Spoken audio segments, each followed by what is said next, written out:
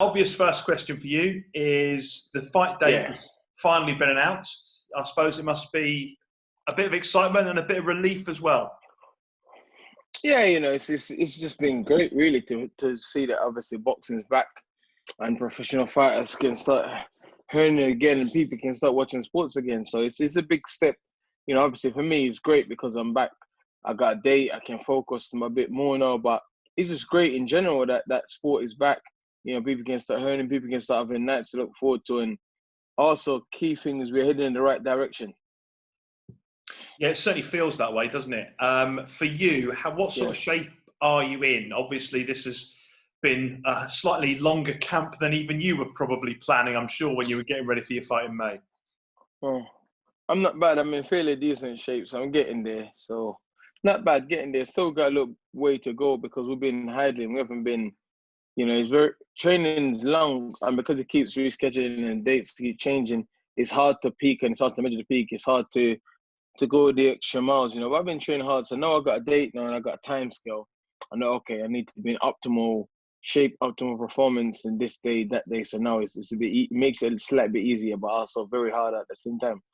Will we see a big difference when you get on the scales? I remember when you had that last short notice fight, you were heaviest you've been in your career, I think. Is that right?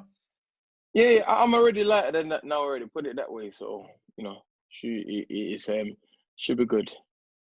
Yeah, it will be. What are you expecting from Povetkin? I'm expecting the best Povetkin there's been in a long time because this is his loss. If he loses this fight, it's like, where does he go from there? Does he go and be a road level gatekeeper? Does he go and get beat up by these younger guys? Or does he try and make a comeback? You know what I mean? But I think he knows what's at stake. He beats me, he could be fighting for a world title in his next fight. So I'm expecting the best Alexander Povetkin. I'm sure even during the lockdown, he's been training. He's big enough sports star to still get access to facilities. I might have a home gym or whatever. So, in Russia, they're tough. They're going the mountain and training the mountain with logs and sticks and whatever they can find. So, I'm expecting the best Povetkin in a long time.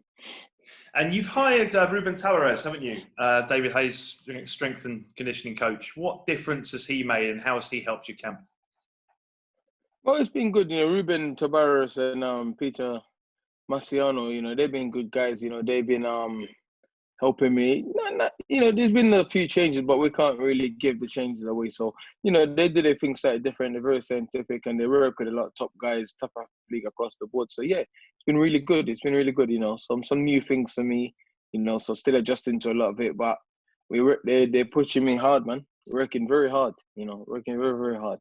So the news come out then officially from Eddie Hearn this afternoon about the fights in his garden. Effectively, you're going to be the fourth fight night, Sky Sports box office. It's going to be the headline to finish what will be this short summer as boxing gets back. What are you expecting from the venue? Because it's fascinating, isn't it? I mean, it's been dubbed already Matchroom Square Garden, which I think is a brilliant nickname. But what are you expecting from fight night? Yeah, that's good. It'd be slightly different, but hopefully by the time my fight comes around, there may be some sort of crowd, maybe in some sort of small amount, maybe, hopefully it may be more like an outdoor event than just something in his garden, because it may be 50 people or 100 or 1,000. I don't know. We don't know. Things is changing on a weekly basis, and we're getting to grips with everything. People is coping better. There's better coping strategy, when people, they might have a requirement where we allow 1,000 people in, but you got to wear masks and sit in different places. So I don't know, I don't know, but it's something different, something different. But like I say, I'm the Kenman, whoever want it can get it wherever, whenever. So the fight's on, whether it's in Madison Square Gardens or Matchroom Square Gardens, doesn't matter. Is it going to be an easy sell or a hard sell? Because a lot of the excitement around a heavyweight fight particularly is when you get two massive guys like yourself and Povetkin in the same room, sat alongside, trading a few insults and all that kind of stuff. How's that going to work? Well, it's going to be hard because Povetkin's not really like that. Povetkin's not really like that. He's not really a confrontational kind of person. He's a serious, old school Russian guy. He trains hard. He comes and he looks to bring maximum violence. So he's that one to talk. And I don't think he really speaks English that well anyway. So it's kind of hard, just like with Oscar Rivas. There wasn't a lot of build up because the guy didn't speak that much English, You are risking your mandatory position with the WBC once again. How much do you think Tyson Fury would like to see you slip up at the end of August? A million. He'd like to see me slip up a million times over because he'd prefer to fight Povetkin than fight me, because Tyson Fury knows, They call him the Gypsy King. I call him the Gypsy Coward.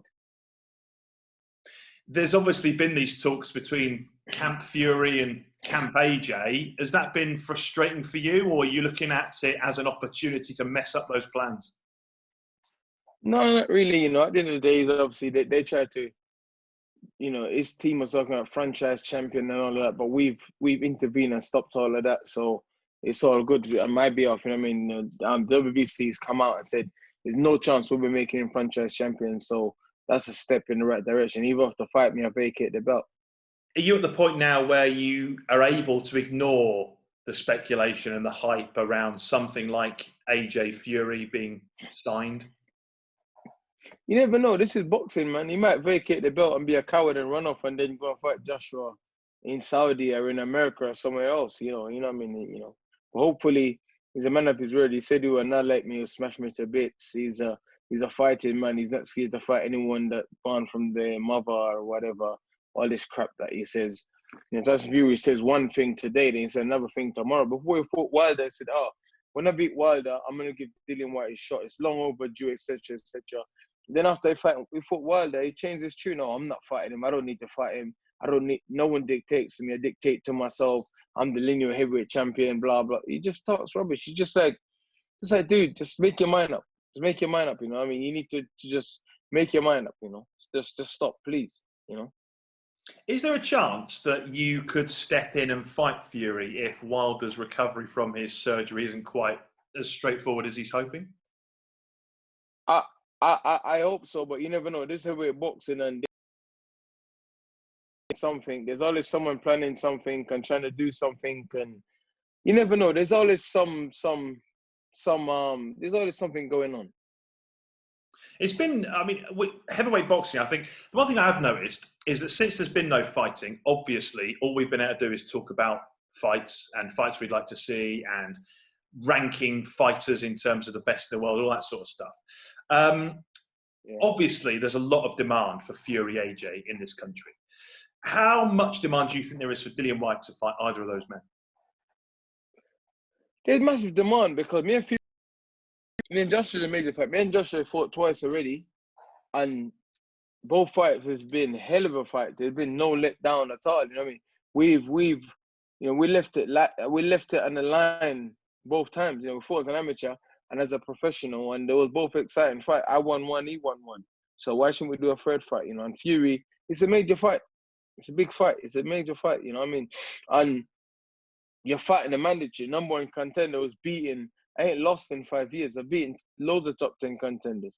I've beaten 2 former world champions at the time. That's in their prime, So, but I beat Oscar Rivas. No one wanted to fight. I beat Robert Elenius, who just knocked out Adam Kaneki or whatever his name is. I've beaten all these guys. Lucas Brown, who went to Russia and knocked out Russell Chagayev. I was the underdog in all these fights. All these fights, we look at the odds I was meant to lose. Beating Derek Chisora twice, So what more can I do? And these guys are all WBC top 10s at the time I beat him. I saw some quotes from Bob Arum as well. And I won every single WBC. Sorry, Dillian. No, I lost your connection. I thought you'd stopped. I saw some quote from Bob Arum suggesting that you should stay in the queue and fight Usyk and let AJ and Fury go at it beforehand. Any response to that? Bob Arum needs to shut up. That's what he needs to do. He needs to shut up. He just, listen, the guy is an Hall of Famer. He's a nice guy and all of this, but he's just talking rubbish. He needs to chill. He needs to have some respect for himself and have some respect for me as well, and realize that I've earned my position. I've worked hard. I've done everything there is for me to do. Just put millions of pounds into Tyson Fury, millions of dollars into Tyson Fury. I need to rake up your money, but have some honor and some decorum, Have some honor and some decorum. You've been in boxing a long time. You know what boxing's like. Have some honor and some decorum, Out of all the fighters, why do you not get the respect that you deserve? I don't know, man. I don't know. That's a question for you guys to maybe you guys can enlighten me in that. Well, it's tough because looking in certainly from my position, I've seen some of your quality fights. I've been there for the Chisora fights. I've seen you in the ring. I've seen you destroy opponents. I've seen you fight ex-world champions. You've always come through, as you say. And yet, in fact, I was with the Fury Wilder camp in February, and I was asking both fighters. I was asking Mauricio Suleiman about when you're going to get your shot, and for whatever reason, those guys do not seem to give you the respect. I mean, you must have thought about this, and is there anything you can do differently? I don't know. I've done everything asked of me. I won the fights. I've beaten top 10 contenders or top 10 contenders. I fought people that no one wants to fight. I fought people that even my own team advised me, oh, we don't need to fight this guy, or we don't need to fight this guy again. And I said, nope, I want to fight him again. I want to beat this guy. I want to fight this guy. I believe I can beat this guy, so what more can I do? Yeah. Well, that does seem to be the size of it. I suppose the first thing you can do is beat Povetkin. I mean, how does this fight end? Are you going with the usual approach to try and knock him out, or just because of the break, do you have to be a little bit more circumspect? I always try and knock people out. If I can, I will. But if I can't, then I'm not going to try and match what other people do and try and no. Povetkin's a good fighter. You need to give him respect.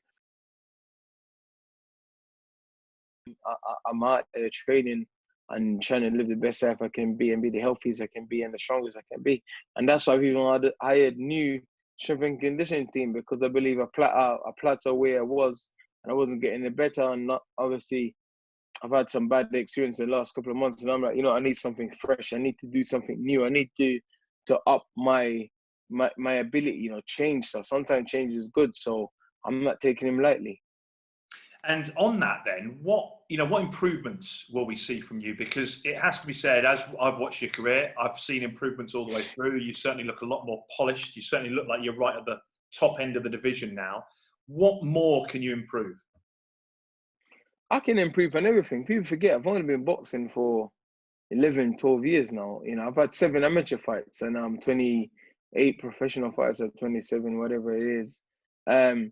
So it's not like I had 100 amateur fights, 200, 70, 50. I had 7. So I'm still learning. I'm still training. I'm still adapting every day. I'm still getting better. I'm still taking advice and listening. I'm still being counseled on the game. I'm still learning. So there's always room for improvement. I can be faster at my feet. I can jab better. I can punch better. There's only one thing that I have, and it's heart and courage. I'm not scared to fight anyone. But everything else, that's in abundance. Everything else, there's room for improvement. And what about, a lot was made, I think, about Fury's tactics in the Wilder fight, the second one, where he changed it completely. Actually, to be fair to him, backed up his words. He said he was going to come out swinging, and he did. And he seemed to negate Wilder's power. Has that in any way changed the way people view heavyweight boxing in the division? Because up until that point, Wilder was seen as the most dangerous by a long way because of his punch power, and Fury was regarded as someone who couldn't punch. Wilder, I've always said Denzel Wilder's got a punch, but he can't fight. Most of his fights, he's losing them, and then the guys get tired or whatever, and he just lands the big right hand, which is a major weapon to have in heavyweight boxing, to have that equalizer. But he can't do anything else. He can't go backwards properly without falling over. He can't come forward properly without falling over. He can't jab. He swings, but he's got a good finishing instinct. So if he gets it hurt, he's got good instincts to get the job done. But that's it. Luis Ortiz is outboxing him twice. Arthur Spilko's outboxing him. Johan Dupo's outboxing him. All these guys is outboxing. All these guys, and they was hurting him as well. He gets hurt easy. Like his legs is quite slim, and his balance is just awkward. But he's very agile, and he have a punch, And what about Fury? I suppose just thinking back on what you were saying then about your own fighting career, and that you're relatively late and you're relatively inexperienced given the number of amateur fights and professional fights and that kind of thing. I suppose the comparison with someone like Tyson Fury is he's from a fighting family. He's been fighting ever since the age of whatever. He's been taught techniques, and he certainly moves around the ring unlike many other fighters, certainly smaller fighters maybe. So how does Dillian Whyte beat Tyson Fury given that golfing experience? Tyson Fury's got all of that stuff. He's a good boxer. He come from a fighting family. I don't come from no fighting family. I come from a family full of warriors. My family, we're warriors, we're survivors. Our strength comes in resilience. That's my family. We're a very resilient family. We're very, very resilient. We're very tough people. We're very physically in Jamaica. I was raised in Jamaica. I've been through stuff. I've seen stuff. And my upbringing and my life is what made me who I am. So it's good. He's got all the skills and all of this other stuff and all of that. But I'm an animal and I'll come to fight. It's as simple as that. Has he ever been in the ring with anyone like you? I don't know. I'm sure he said he would have. He's fought many amateur fights, so I'm sure he's meeting many people like me or whatever. But I'm slightly different from everyone else who he's fought. Actually, he has been in the ring with someone like me because I sparred him many times. Yeah, actually, he has. We sparred. He's been in with someone like you, i.e. you. But I was very inexperienced at the time, and I still gave him work. Very inexperienced at the time, but I still give him a lot of work. I gave him that work. I'm fascinated to know, do you think Fury can be knocked out, given what we saw in that first Wilder fight when Wilder landed that absolute bomb right at the end and he somehow managed to get up? Because certainly he went into the second Wilder fight in his mind as if he was invincible. Because he knows Deontay Wilder doesn't hit as hard as what everyone makes out. And Deontay Wilder can't body punch. With Fury, if you wear his body down, had Wilder been hitting him in the body earlier in the fight, wouldn't have been able to get up from that punch late in the rounds. But his body was fresh, his legs was fresh. There's no body punching going on. Wilder can only head hand. So, you can shake the head punches off sometimes, but when your body's been broken down, your body's been broken down and you've been hit and up and down, up and down. That's how you're going to fight Fury. You're going to fight up and down. You can't just head hand. He's a tough guy. He gets up this and the other. But, I'm going to be targeting him head and body. Relentless all night long. So it'll be a different story. Brilliant. And just finally then, obviously we're getting ready to boxing coming back. How important is it for the country, for sports fans, and in particular boxing fans, that we get boxing back on the telly and back competitive action? It's very important because when the boxing's on, it provides a lot of job for people. Obviously, the camera crew, the maintenance crew, the disc crew, the security, it provides a lot of job. Boxing is a major thing. It provides a lot of jobs, keep a lot of people busy, keep a lot of people stimulated also, which is very important in times like this. And also importantly, it gives fans and people something to look forward to, which is a big thing in times like this, because a lot of people are going through some mental depressions and other things because they've been locked down. There's no sports. There's no nothing. There's no event to go to. You know what I mean? So, but boxing is very important to a lot of people. You know what I mean? A lot of people don't realize how important football is, boxing is. It's very important to have an event to plan towards. Get your family together. The boxing's on. Get your family around. Put something on the barbie. You know what I mean? Have a couple of beers and have a good night. You know what I mean? Otherwise, it's just random boredom upon boredom and just, oh, what are you doing? I'm at home. I'm depressed. What are you doing? I'm at home. I'm depressed. What are you doing? I'm going to the park for a walk. Oh, what are you doing? I'm going to the supermarket to get some meat and I'm coming back. You know what I mean? But the boxing event, something for you to debate amongst your family. Oh, Dillian's gonna win. Oh, Alexander's gonna win. Oh, it just, it just gives, for a moment, or for a night, or for a week, you forget about things. You start thinking, oh yeah, the boxing's on. Oh, they're both left focus. Who's gonna, you know what I mean? It's just good. It's very good. It's very good. It's very good for everyone.